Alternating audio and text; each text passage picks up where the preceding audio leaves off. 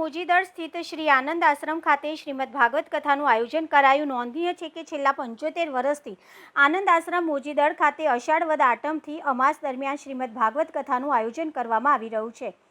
આ કથામાં આનંદ આશ્રમ બિલખાની સંસ્કૃત પાઠશાળામાં અભ્યાસ કરેલ વિદ્યાર્થીઓ પોતાની વાણીને પવિત્ર કરી ગુરુના ઋણમાંથી મુક્ત થવા માટે પોતાની વાણીરૂપી સેવા આપી રહ્યા છે।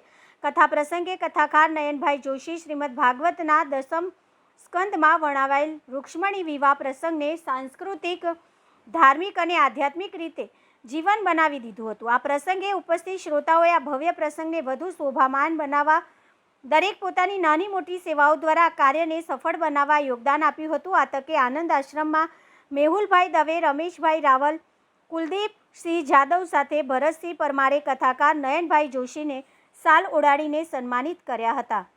જય ગુરુદેવ।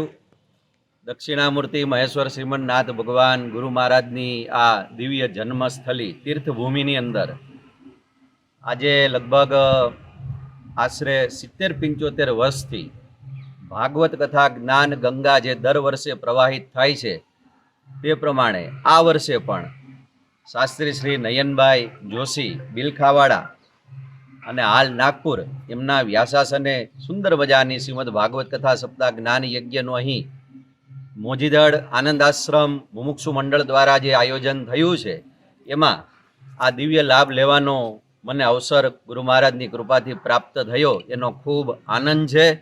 અને ગુરુદેવના શ્રી ચરણોની અંદર વિનંતી છે કે દર વર્ષે આપણને ભાગવત કથા જ્ઞાન ગંગાની અંદર આવી રીતે સ્નાન પાન કરવાનો સૌભાગ્ય અવસર પ્રાપ્ત થતો રહે ને આપણા બધાનું કલ્યાણ થાય અને ગુરુદેવની કૃપા સદાને માટે વરસતી રહે।